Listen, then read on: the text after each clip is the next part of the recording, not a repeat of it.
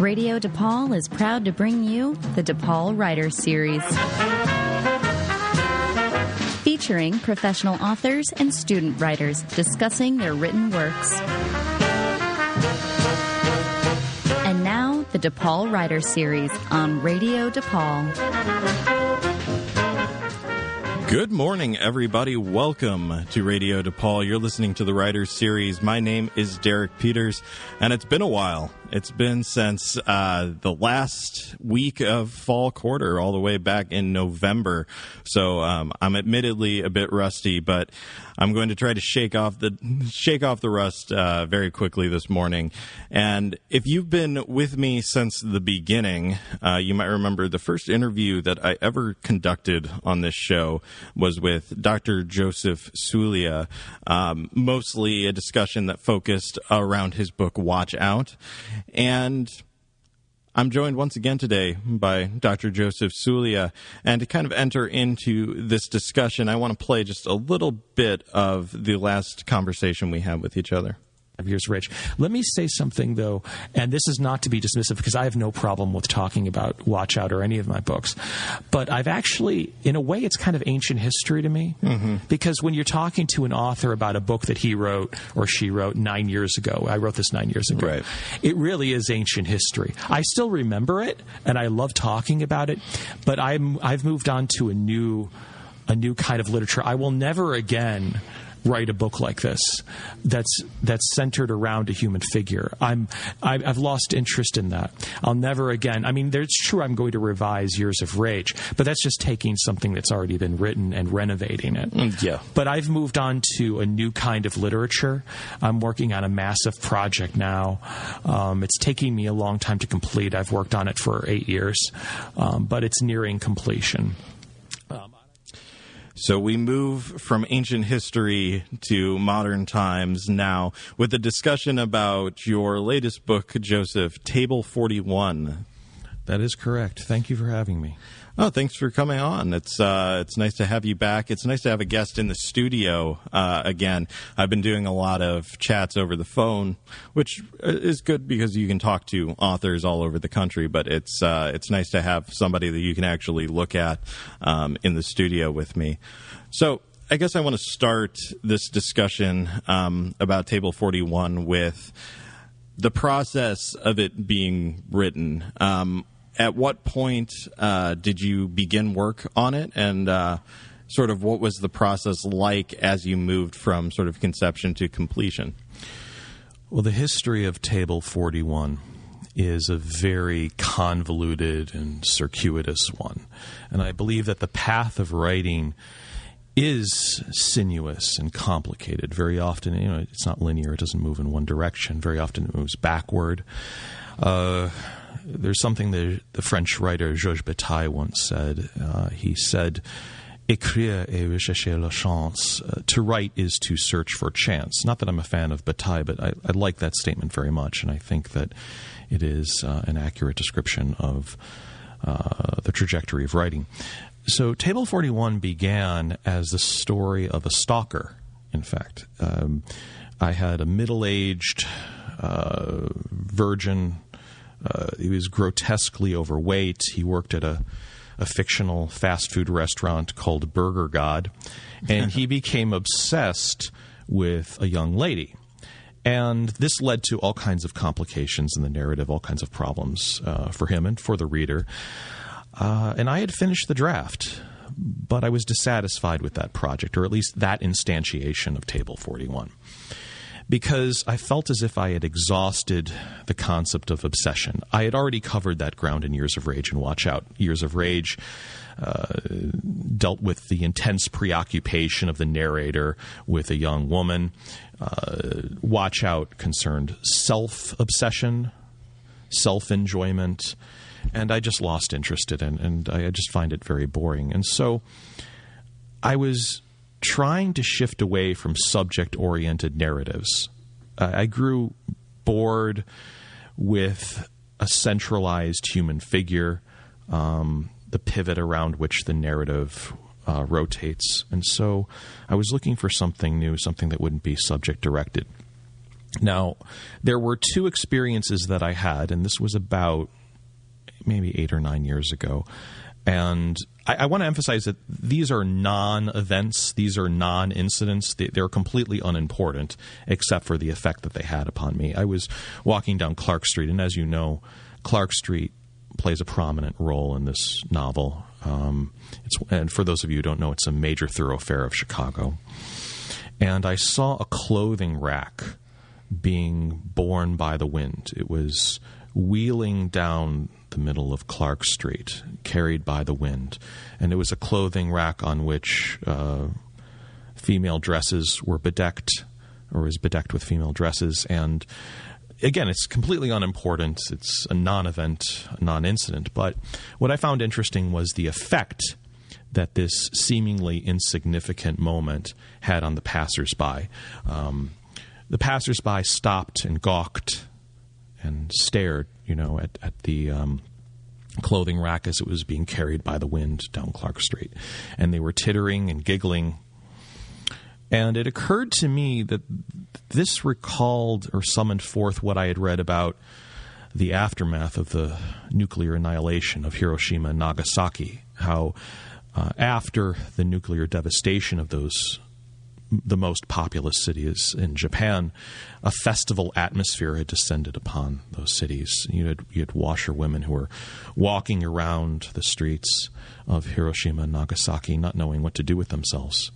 The rhythms of ordinary life had been disrupted, interrupted, and there was the eruption of the unfamiliar into the familiar, the extraordinary into the ordinary. I had experienced something similar also on September 11th, 2001. And I was reading the French philosopher Jean Baudrillard, who had written about the kind of abreaction, to use the Freudian term, which is this hysterical response in the face of the disaster, in the face of the catastrophe. And Baudrillard concludes that there's a malicious unconscious desire that dwells within those who are imprisoned in modern societies. And this malicious unconscious desire is for the destabilization and perhaps even the destruction of modern societies, the modern societies in which all of us are imprisoned. We're all captive in these modern societies. And so there's this unconscious wish for the destruction. And we look at any apocalyptic film or apocalyptic novel, any eschatological novel or film. And, when you have a few isolated human beings and the rest of the world is dissolving around them. So that intrigued me. It's quite a connection to draw. Yes. Just seeing a clothing rack sort of being escorted by the wind down Clark Street and making that connection to Hiroshima, connecting it to the larger ideas. Do you find that that's something that often sparks your writing? You have these sort of events in the real world that you sort of interpret through a larger philosophical lens and put into a much larger context? All the time. I will have an image in my mind, and that's the kind of intuitive, aesthetic side. I don't want to say side, or my intuitive or aesthetic self, and then my intellectual and political self draws those connections. There was one other experience that I had around the same time, I think it was even in the same week. I was in Chinatown, and I was on the L train platform, and I was looking over the cityscape, and I had this kind of vision. And I should just mention, no, I don't do drugs. I've never done drugs. I don't even drink alcohol. I'm quite boring, actually. But I had a kind of vision. That's why you have all this time to write. Exactly. Well, in a way, it perhaps, it reminds me of what Salvador Dali once said, I don't do drugs. I myself am drugs, It's that kind of idea. So, so fiction, I think, is, provides one with just rich imagery, So I was looking over the cityscape, and I imagined that it was transforming into a junglescape, not a metaphorical jungle, because everyone talks about the city being a jungle, but a real throbbing, palpitant jungle. And I imagined milk bubbling up from the recesses of the city, as it does in Table 41, or this milk-like substance. The city is lactified, and raptors circling in the sky. I imagined, exotic beasts trundling down the streets. I imagined the buildings being ensheathed in vegetation, strange vegetation. And that, of course, is something that I write about in Table 41. Table 41 is about the transformation of the city of Chicago into a jungle. And so we could talk more about that. But I want to pick through some of those images. The last time you were on the show, you spoke about how your writing process typically begins with these images that sort of arise in your subconscious, rather. And it struck me while reading this book that this appears to be at least a very image-driven book. It's a book, in Watch Out, maybe the images were a bit less easily identifiable. I would say in Table 41, though, you have these really strong, vivid images that you sort of move through throughout the novel. So I was wondering if you were aware of that when you were writing, or if that was something that just sort of arose. How has your process changed, I guess I should say? Well, okay, that's a great question. So let me get back to the shift from a subject-oriented narrative to what I'm doing in Table 41 and this new form of literature that I've created. I grew bored, as I mentioned, with the human figure. And it seemed to me that in novels such as Years of Rage and Watch Out, the human figure is a distraction or it's an obstruction, We as human beings are drawn to images of other human beings, to the illusion of other human beings, because we're all narcissists. And, think of the paintings. I don't know if you know him. Do you know the German romantic painter Caspar David Friedrich? I don't. Okay, it's fine. If I had shown you images, paintings that he had created, you would recognize him instantly. But essentially you have a diminutive human figure looking over a landscape, looking over an abyss. And no matter how small that human figure is, the eye of the spectator is trained to that figure, is drawn to it, is attracted to the human figure. And then usually what happens is that the spectator ignores the landscape. Right, or at least filters the landscape through that human figure. Yeah, the spectator edits out, using the Photoshop of the imagination, edits out the background and is just obsessed with the human figure, no matter how small that human figure might be. And in Friedrich's paintings, the human figure is extremely small for the most part.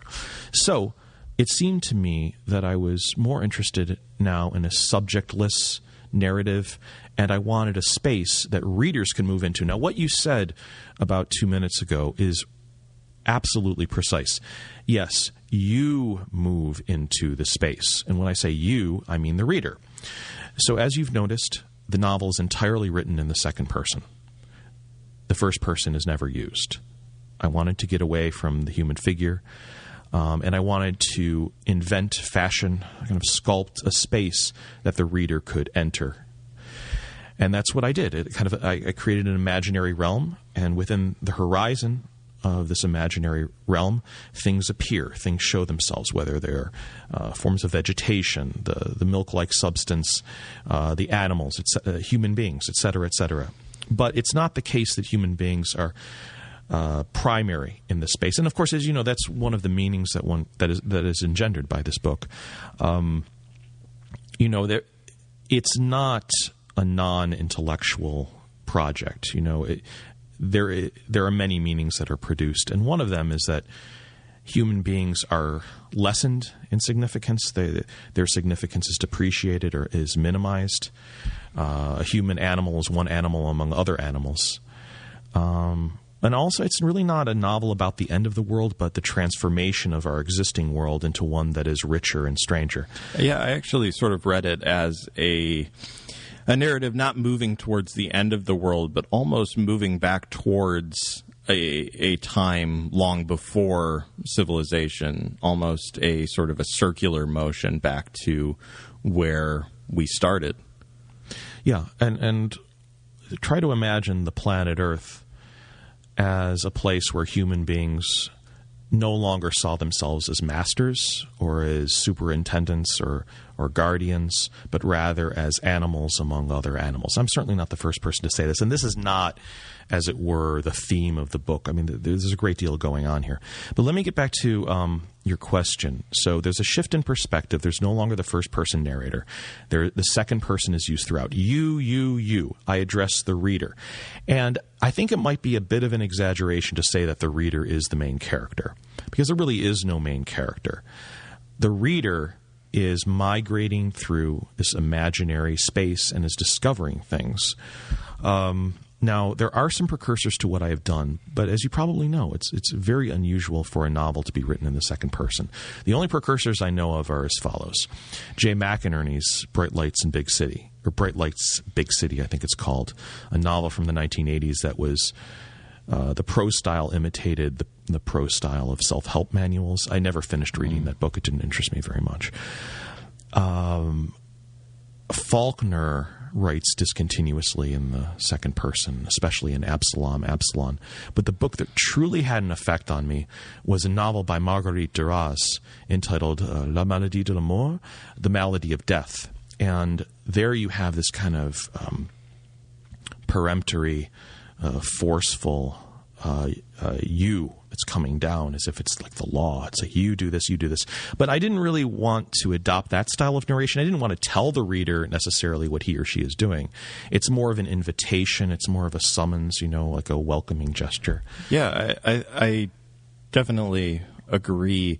I want to sort of point out that your version of the second person that you adopt in this book is very different from a lot of other literary examples of the second person, because you don't attempt to sculpt a character out of the second person narration. Exactly. A lot of stories that are written that way, they use you, but there's a very specific character to which the you is referring. Yeah, and actually that is what Marguerite Duras did. And I think that's what distinguishes me from Marguerite Duras, although I have infinite respect for her.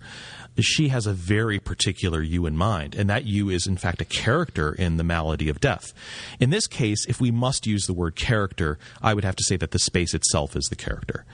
And so the first technique that I used to kind of displace the subject, the human figure, at the center of the painting, as it were, was to use the second person, but use it in the way that you've described, in a kind of inviting, welcoming, accommodating manner, so that the you could refer to any reader, whether male or female, old or young, regardless, it doesn't really matter.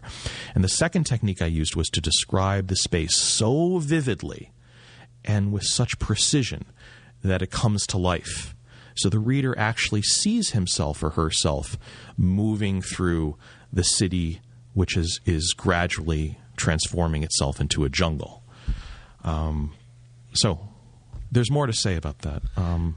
I sort of want to dig into this experience of writing a book in this way. A lot of authors talk about their relationship with the main character, and in fact, you did the last time you were on the show talking about Watch Out. The way that you sort of get into a character's head. I'm just wondering, sort of, where do you find your connection to the text while you're writing it when it's not focused on a specific character?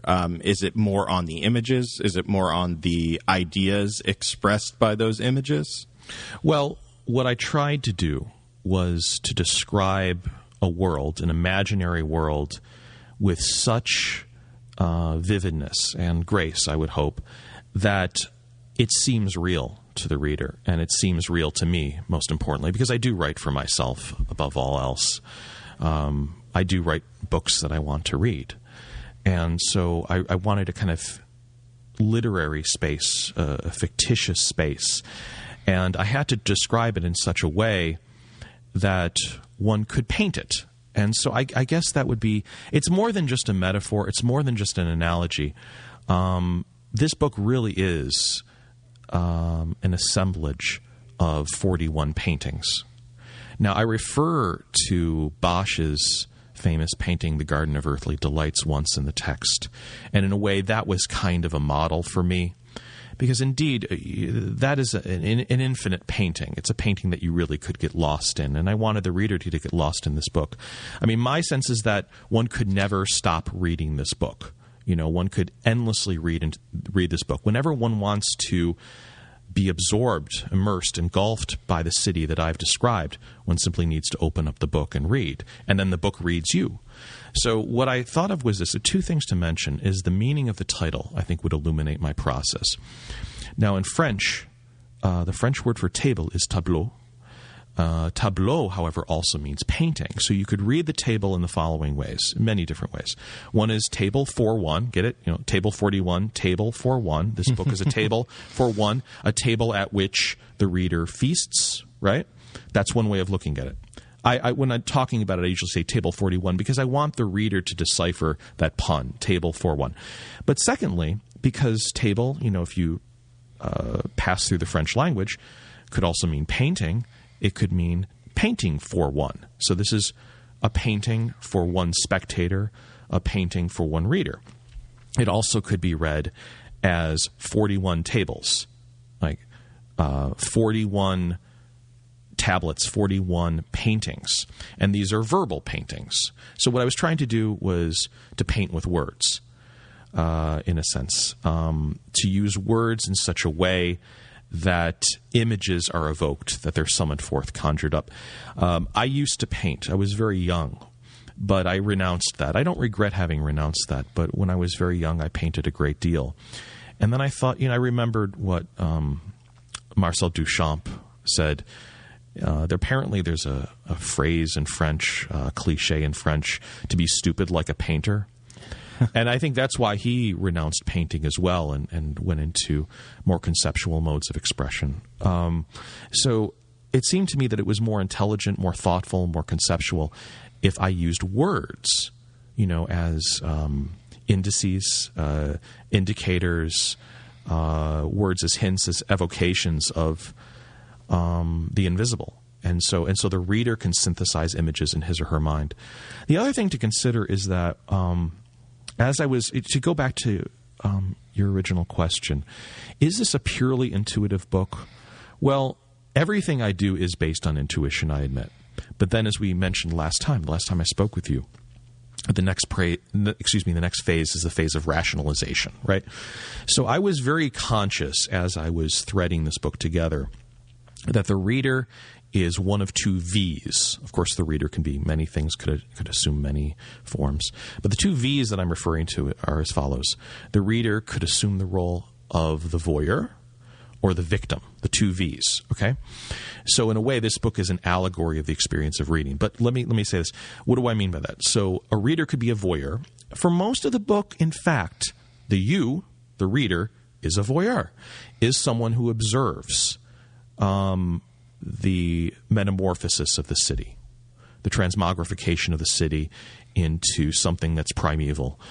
But also, toward the end of the book, not to give too much away, but it's not that kind of a book where you really can give away the plot. No, I don't think so. So it's more of an imaginary sphere, But the reader could be a victim. In fact, the book could invade the reader. The book could, as I said earlier, the book reads the reader.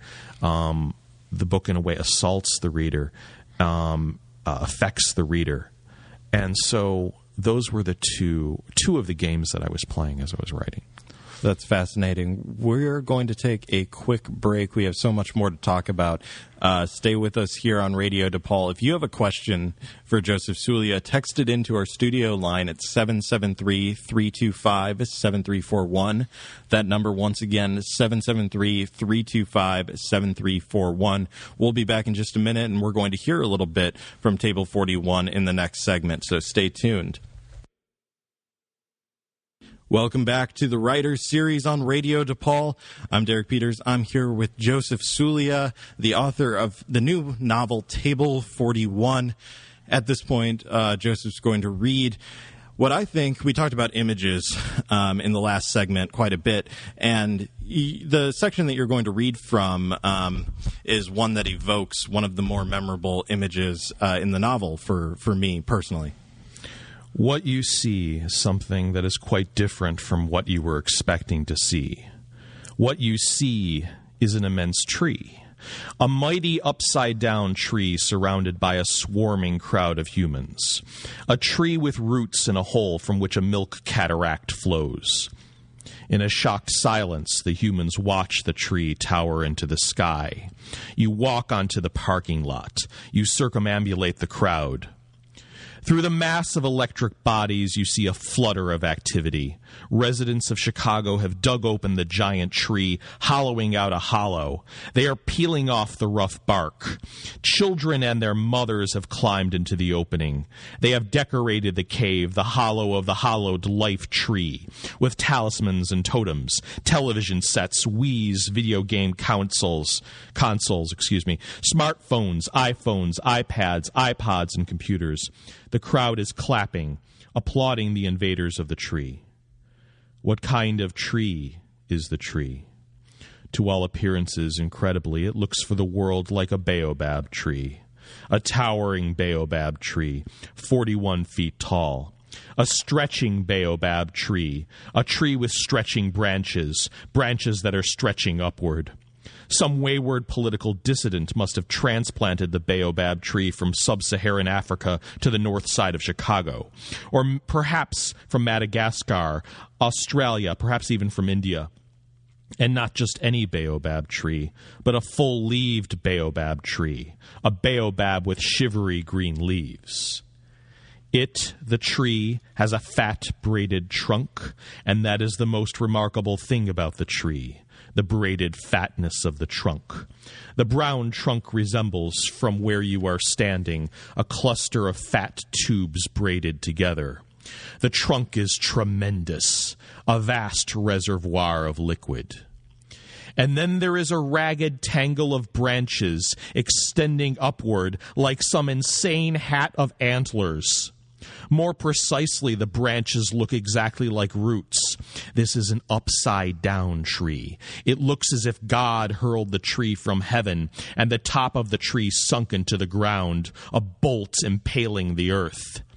In the shadow of the spreading baobab tree, pandas and flamingos are playing with one another. An old man is climbing the baobab tree, his hands grabbing interlocking branches, his legs grappling the trunk. His son is below, gripping a digital video camera, filming his grandfather as he ascends the tree. Let me move on. Leeching on the tree. Well, actually, a little bit further up. Sorry. You see old women kissing the rough bark of the baobab tree. The tree is suffusing them with a new youth. It has a rejuvenative effect on their withered skin. The baobab tree is a brightener, a bliss maker, a happiness-inducing tree. Leeching on the tree, sucking its sap, the humans are draining milk in long draughts. Their clothing is heavily damp, moist with milk, wet with shiny milkiness. Before you, two men in their 40s. One is wearing a yellow T-shirt, white shorts, sunglasses, and brown sandals. His hair is a mass of red tendrils. It looks as if a red devil squid is squatting on his head and wiggling its red tentacles. The other is wearing a lavender T-shirt that reads, "Your mom's new boyfriend," beige shorts, sunglasses, and black sandals. He is bald and swings his arms as he talks. Conversation is a way of passing time before you die. Daydreaming is the fruit that grows on the tree of boredom. I'm moving ahead. Look at the man to your left, corpulent, mid-20s. He has a brush cut and is wearing an orange Cougar Hunter T-shirt, white shorts, brown sandals, and a military quartz sports watch. His hands are hammy, grasping a Coleman inflatable ice chest, red, and a stainless steel thermos, blue. There are sweat droplets on his neck. His girlfriend or friend girl, you presume that it is his girlfriend but have no immediate evidence, is wearing a "Tell Your Dad to Stop Sexting Me" T-shirt and is viewing the tree through the viewfinder of her digital camera. And at this moment you acknowledge what you did not perceive before, that nearly everyone in the crowd is framing the radiant baobab tree with digital cameras and mobile telephones, photographing the tree and relaying images of the tree to social networking sites and video archives. As you observe the crowd, it strikes you that far from feeling rejuvenated, the crowd now regards the miracle as something that is almost routine. Yes, there was amazement at first, but now the crowd has ceased to marvel at the baobab tree that blossomed to fullness at night, the inexplicable presence of a tree in a city where no such trees have ever before grown. What was once incomprehensibly exotic has quickly become familiar, has sunk into the everyday. The new members of the crowd, having snapped their snapshots, take their leave. New members supplant them. Thank you for reading that section. There's a lot going on there, but let's start with the actual image, this inverted baobab tree that has a river of milk emanating from it.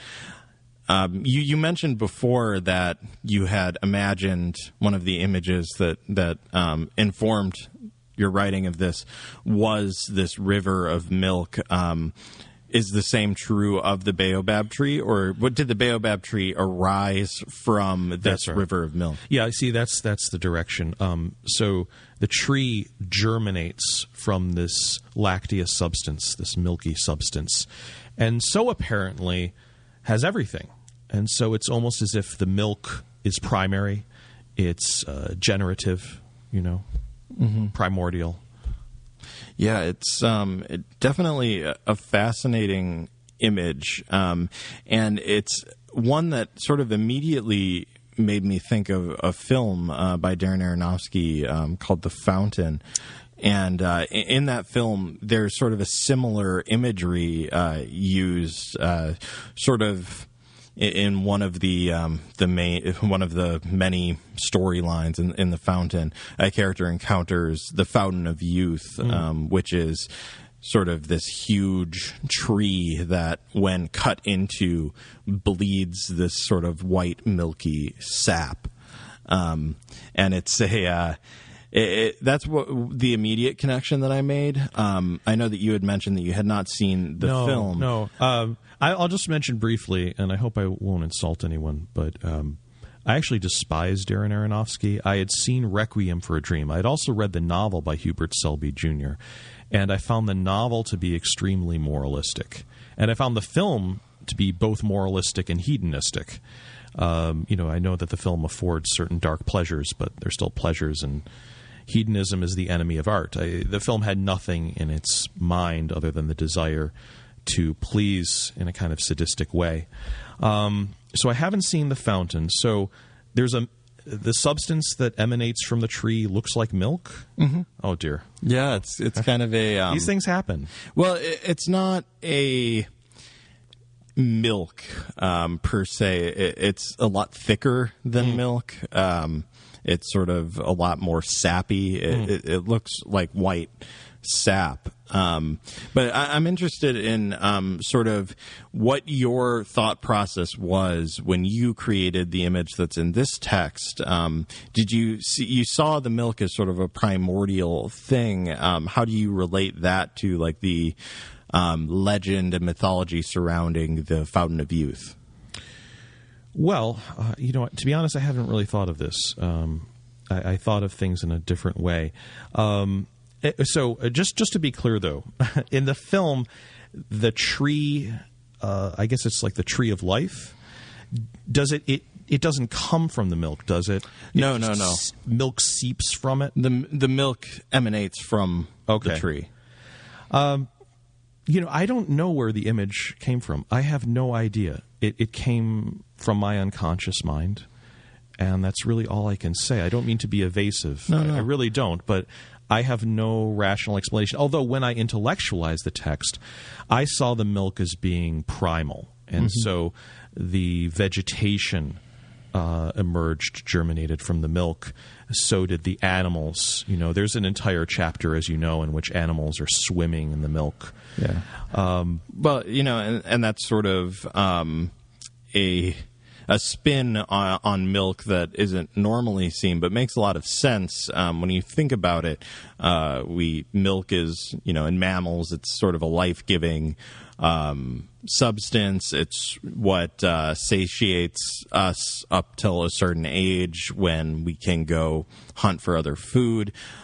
So milk is in a way, this very life-giving substance. It is, and the question arises, is this actually milk at all? Yeah. And the novel, because the interesting thing about the milk, if it is milk, is that it never rancidifies or coagulates, It never rancidifies or coagulates. And that's what milk does when it grows old. This milk perpetually is fresh. Now, at one point I wrote that there's like this yellow pellicle that's on the surface of the milk. That's a rare word that refers to this like film that forms on the surface of something. But, the question arises, what exactly is this substance? And I never explain it. No, it's sort of up to the you to which the novel refers to determine what they think of this milk-like substance. I want to touch on a small detail. Mm-hmm. Well, it's not a small detail; it's actually a very large detail. But the fact that this tree is inverted, that it is upside down. Well, here's the thing. The tree itself, the baobab tree, is one of the largest trees in the world, and perhaps the largest tree in the world. And it looks as if it were upside down.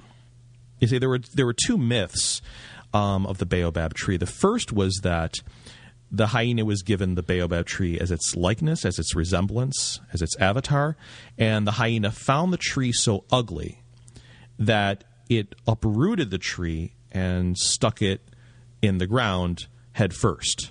So, in other words, the baobab tree, according to this mythology, originally had a leafy top, and then the hyena uprooted it and turned it upside down and buried it into the earth, and its roots are dangling upward like helpless legs. And the second myth was that the baobab tree is so beautiful, was so intensely beautiful, that it was kind of like the Tower of Babel in Hebraic and Christian mythologies. So the baobab tree transcended to the sky and rivaled the majesty of God. And God is an envious God, and so God decided to punish the baobab tree for falling in love with its own beauty. And so the gods uprooted the tree and buried its head into the earth. So the reason why it seems to be inverted is that that's just how the baobab tree is. It looks like there's a cluster of leaves on top of it. Yeah, but I think that there is something to be said that you suggest its invertedness. You don't just leave it to the reader to imagine what a baobab tree looks like. Mm-hmm. It's very active in the text that you suggest its invertedness or its seeming invertedness. And I'm just sort of wondering, does that simply tie into the rest of the novel? The logic of inversion, yes, and the logic of upheaval, destabilization. It was in a way an intuitive choice and also a conscious choice. Also, the baobab tree is known as the tree of life, and it births the most interesting fruit. And the fruit contains a kind of milky pulp, so you can see the connection there. That's such a fascinating image to me, one that really stuck with me through the end of the text. But another interesting spin on this is sort of the social critique with people viewing this majesty of the tree and of the life-giving substance through their cameras and their viewfinders. Yeah, and I also should mention that the baobab tree in certain cultures serves as a sarcophagus. It serves as funerary architecture. People are buried within baobab trees. And in this case, to get back to your question, technology is enclosed within the baobab tree. So human beings actually put their iPhones and their laptops within the tree. But I want to get back to your question more directly. There is a cultural critique. You have people who are snapping their snapshots, taking pictures of the baobab tree. What is happening here is the dwellers of the city are falling back on their old selves. And so they're commodified selves, which really aren't selves at all. Here you have this miracle, essentially. If it is a miracle is an interruption of natural law. in a way, this is something that has erupted, something that's new, something that's transformative, something that's revolutionary. And yet these human beings cannot free themselves of their capitalist, consumerist selves. And so what do? They take pictures and they upload the images to social networking sites, to Twitter, to Facebook, wherever it is. I think the point here is that we in this culture do not experience things and then represent our experiences. We represent and then we experience. Yeah. So if you think about social media, which I don't want to dwell too much on, people could publish statements about themselves in order to not actually perform those acts, if that makes sense. Yeah. The whole idea of if it's not online, it didn't happen. Yeah. Like that kind of idea. And then in the novel, they do this. They snap their pictures and then they're over it. It's a banality after that, which sort of speaks to just sort of the speed that we move through fads, I guess you could call them, is sort of what these even huge natural miracles sort of amount to in sort of a social media age. We have about 10 minutes left. Okay. I want to move now to a little bit of a game we played the last time you were on the show. One of the reasons that I like talking to you, and one of the reasons that I admire your criticism, is that you don't have a lot of reverence just for the sake of reverence for these sort of pedagogical, literary figures. You sort of tell it like it is in a lot of ways, or at least as you see them when, speaking of the ideas and work of people who have been sort of canonized. And so what I want to do now is sort of, I've gone through and collected a lot of quotes from different famous authors on writing itself, their opinions on writing. And so what I want to do is I'm going to read you the quote, and then I want to know what you think of that quote, if you agree with it or if you disagree, and then we'll sort of go from there. The first one is from Herman Melville, and he says, "To produce a mighty book, you must choose a mighty theme."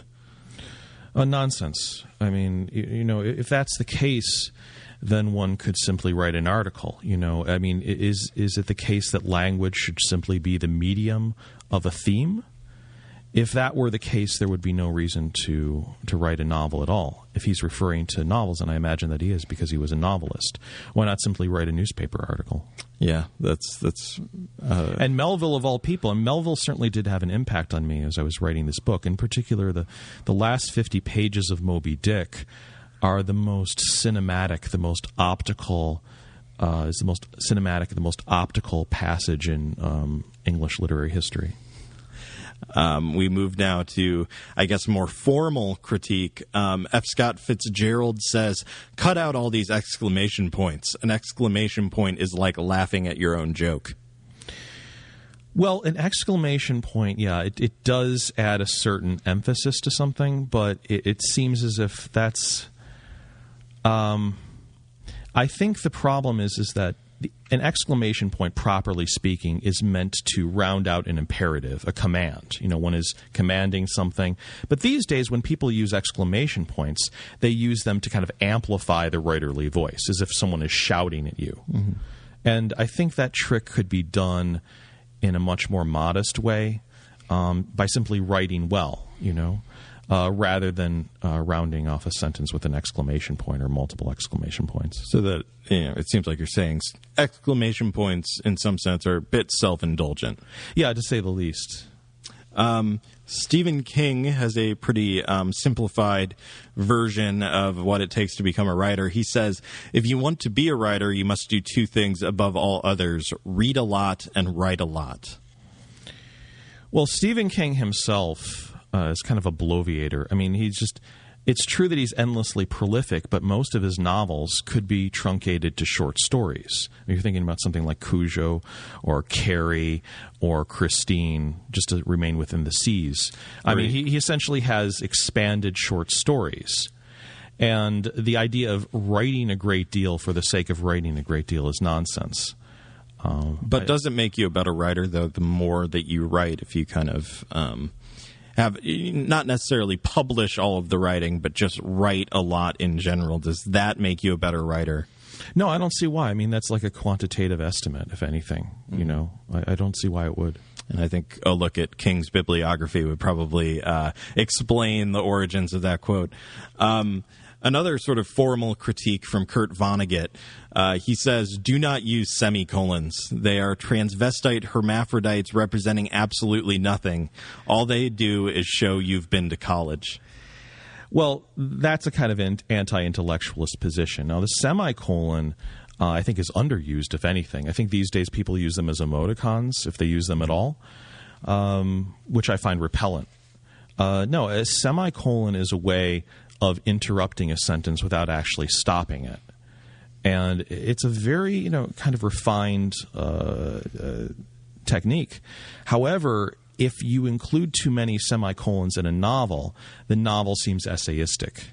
Yeah, it's kind of taking on a pretentious sort of connotation, I think. Yeah, it's a convention of the essay rather than a convention of the novel. So I partly agree with that. A simple one from Ernest Hemingway. He says, "Good writing is true writing." Well, nonsense. I mean, I would say all writing is fiction. And what exactly is truth? I mean, there is no such thing as the one truth. There's an infinity of truths. That's what I was going to bring up. Is it true that a novel could be true to a feeling? Could it be true to an idea? Why should it be any more true than a work of philosophy, for example, or a political commentary? I mean, I agree that, novels may contain ontological statements, but the idea that somehow literature is more true than anything else or less true is nonsense. I mean, you could see all writing as a mode of literature. You could see all writing as a form of fictionalization. So I would move in the exact opposite direction. I would say, could you quote that again? Yeah, it's good writing is true writing. I would say good writing is false writing. Okay. Harper Lee, this seems like something you might agree with. Harper Lee says, "Any writer worth his salt writes to please himself." Yeah, I mean, Aristotle was the first person to say that. Now, Aristotle made the point that you should write for yourself and not for the public. It's better to write for yourself and not for the public than to write for your public and to have no self. I do think that one should write for oneself, and what that means is to write for the ideal reader. Now, the ideal reader, by definition, does not exist. The ideal public does not exist. And those who write for real readers or a real public are essentially advertisers. That's all they are. And they're interested in making money. I deliberately decided to offer this novel for free to the world. You can go to table41thenovel.com and read it for free. I don't believe that writing should be a means to an end, and I don't believe that writing should be commercialized or prostituted in any way. And I do think that, the writer is his or her own first reader. It's true. There's another writing teacher cliche, but also his or her last reader. You should write for yourself, for your own pleasure, for your own benefit, and disregard the actual reader. If you write for an existing public, your work will be very limited in significance. So write books that you want to read. All right, we have two more that I want to get to. This first one is from Mark Twain. He says, "Substitute damn every time you're inclined to write very. Your editor will delete it, and the writing will be just as it should be." Yeah, I mean, that's a kind of austerity measure. I move in a different direction. I believe in expansionist writing. Now, I don't mean that one should use more words than necessary.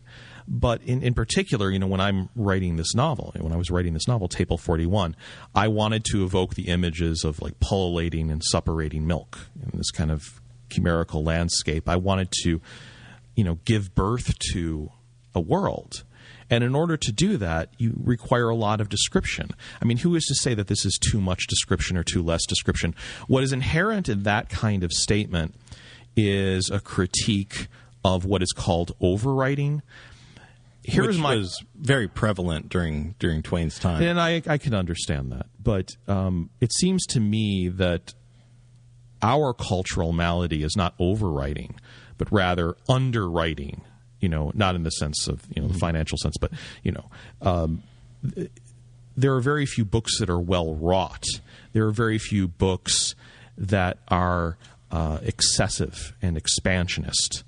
And we need more of them. We need more beautiful sentences. Beautiful sentences are not easy to write. And I don't understand, this kind of minimalism that so many writers endorse. That you have so many writers who have endorsed one style. It's basically the consolidation of one single homogeneous style. They call themselves minimalists, but they're really infantilists, which is to say that they dumb everything well down for the sake of the reader. And as a result, their books are empty and are not even worth being read once for the most part. All right. The last one is from Neil Gaiman. He says, when people tell you something's wrong or doesn't work for them, they're almost always right. When they tell you exactly what they think is wrong and how to fix it, they're almost always wrong. Now, I wonder what Neil Gaiman is talking about. When he refers to someone, is he referring to the reader? I think he's talking about the idea of getting feedback from people on the writing and sort of talking about the idea that if people sort of just have a gut reaction that something's wrong, that is usually truthful, whereas if they sort of intellectualize by saying this is exactly how you would go about fixing it, they're usually off base. Well, there you go. And that's what a commercial writer would say. That you should write for an existing public, you should write to appease the public, to please the public. I say disregard the reader. You are your own first reader. You are your own last reader. Write for that ideal reader, not for your best friend, not for your mother, not for your father, not for your editor, not for anyone in a bookstore, not for a reviewer. Write for yourself. What is the point? I've disabused myself of the illusion of literary immortality. I don't believe it exists. We were talking about Shakespeare before this radio program. Even Shakespeare, for the most part, is not read. Very few people are reading his two greatest plays, in my estimation, Measure for Measure and Love's Labour's Lost. And so, who exactly are we writing for? I think that ultimately one should only write books that do not exist yet and that one would want to read. And I kind of resent what he's saying. It's nothing personal, but that idea that everyone who gives you negative feedback is correct, but simply can't articulate it, can't verbalize it. What nonsense. All right. Well, we are out of time. We've reached the end of the hour. As Joseph said earlier, the book is fully online. It's completely free. So if we've piqued your interest here, definitely check it out. And that website is table41thenovel.com. That's right. That's correct. Table, the number 4, the number 1, thenovel.com. I'm offering it to free for the world. No, it hasn't been rejected. I've never submitted it to a press, and I have no desire in doing so. So waitresses and waiters who make minimum wage or less than minimum wage and tips can read this book so that everyone could read this book who wants to read this book. Well, my advice would be go read it. Joseph, thanks for coming on the show. It was a lot of fun once again. Thank you for having me. We will be back in 2 weeks' time. The guest will be Stuart Diebeck, and so I will talk to you all then. This has been the DePaul Writers Series on Radio DePaul, Chicago's College Connection. Thanks for listening to the DePaul Writers Series. If you're interested in being a guest on the program or would like a copy of what you heard today, email radiodepauldgm@gmail.com. The DePaul Writers Series is produced at the Radio DePaul Studios in Chicago, Illinois. Thanks for listening and keep listening to Chicago's College Connection, Radio DePaul.